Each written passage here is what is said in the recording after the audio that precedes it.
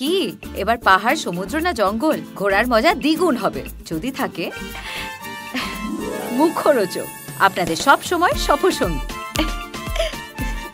মুখরোচক আপনাদের ভালোবাসায় জড়িয়ে ৭৫ বছর পেরিয়ে।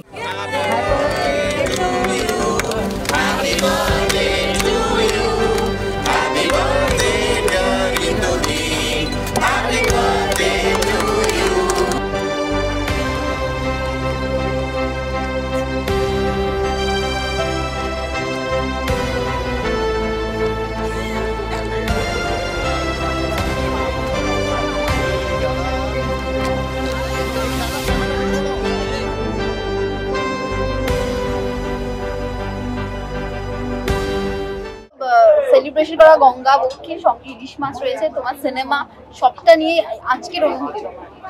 প্রথমে আমি বলি, আজকেই আমার বর আমার উপর রাগ করেছে যে আজকে প্রথম মানে জন্মদিনের দিনটা আমি সত্যি কথা পারিনি একসাথে থাকতে, বিকজ ও সিঙ্গাপুরে, আমার বাচ্চারাও সিঙ্গাপুরে।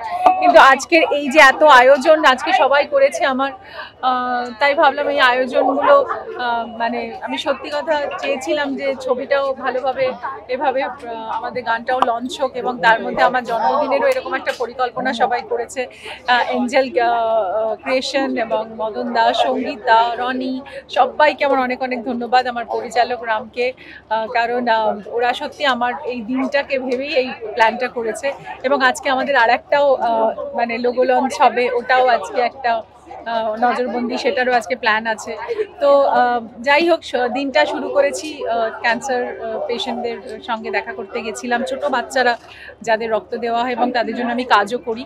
তো সেখানে ওই সময়টা আমরা খুব ভালো কাটালাম বাচ্চাদের সঙ্গে। এবং আজকে গঙ্গার বক্ষে এরকম একটা লঞ্চ, ইমনের গান, মনীষের music, it's like a wonderful edition. আর আমার ধারণা যে আজকে এইরকম একটা অভিনব লঞ্চ আমরা অনেকদিন দেখিনি, এবং it's one of a kind. এবং আমি মনে করি যে এইভাবেই যদি এত সুন্দরভাবে একটা সিনেমার প্রচার করা হয় এবং সিনেমাটাকে ফিল করা হয়, আমার মনে হয় আজকের এই আফটারনুনটা অ্যাবাউট ফিলিংস।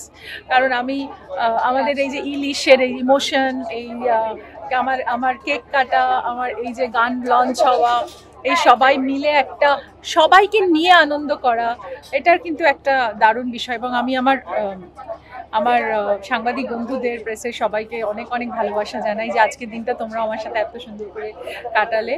তো এই ছবিটার জন্য আমি খুবই আশাবাদী, এবং এই ছবিটার মধ্যে আমরা সেই মানুষগুলোর কথা জানবো যারা অনেক দূর থেকে তারা ট্রাভেল করে আসে, এবং তাদের সাথে যেই বাড়িগুলোতে আসে তাদের সঙ্গে তাদের কেমিস্ট্রি, তাদের একটা বোঝাপড়া।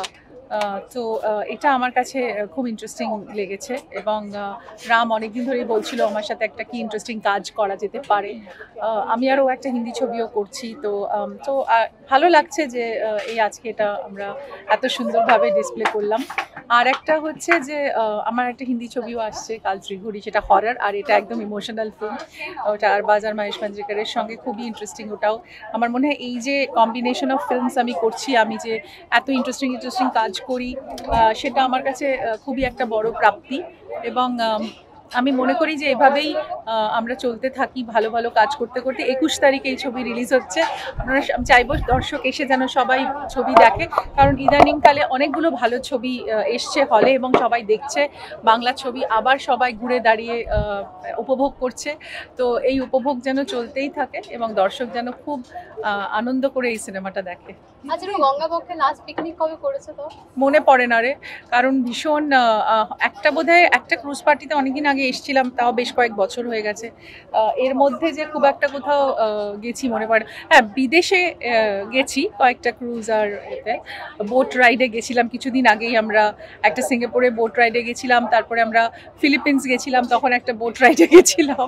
কিন্তু এখানে আমার মনে পড়ে না যে খুব একটা রিসেন্টলি কোথাও গেছি, but this is one of a kind, fantastic. এবং আমি ধন্যবাদ জানাতে চাই আবার দ্য এন্টায়ার টিম, মদনদা এবং সবাইকে, যে এত সুন্দর একটা আয়োজন করার জন্য। হ্যাঁ, self gift, more courage and confidence to my own self. গঙ্গাবক্ষ মানে আমরা জানি সাথে গঙ্গা, একই সাথে ইলিশ মাছ, তার সাথে তোমার জন্মদিন, কিভাবে এটাই তো বললাম যে এটা একটা অভিনব লঞ্চ, এবং এই লঞ্চে আবার ইলিশ মাছ, এবং ইলিশ মাছের সঙ্গে এই ছবির একটা বিউটিফুল কানেকশন আছে।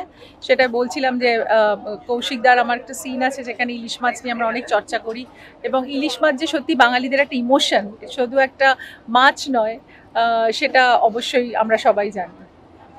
আরেকটা বিষয় যেটা আমরা জানি যে গঙ্গা মানে একটা ছোটবেলায় সে হয় না, সে ডেটে যাওয়ার রোমান্টিক বিষয়টা হয়েছে, ওটা করেছো? না, ডেটে যাওনি? আমি কখনো গঙ্গাপুকে ডেটে যাইনি। দিদি জন্মদিনে ছোটবেলার কোন স্মৃতিটা এখন মনে পড়ে? কিছু মিস করো?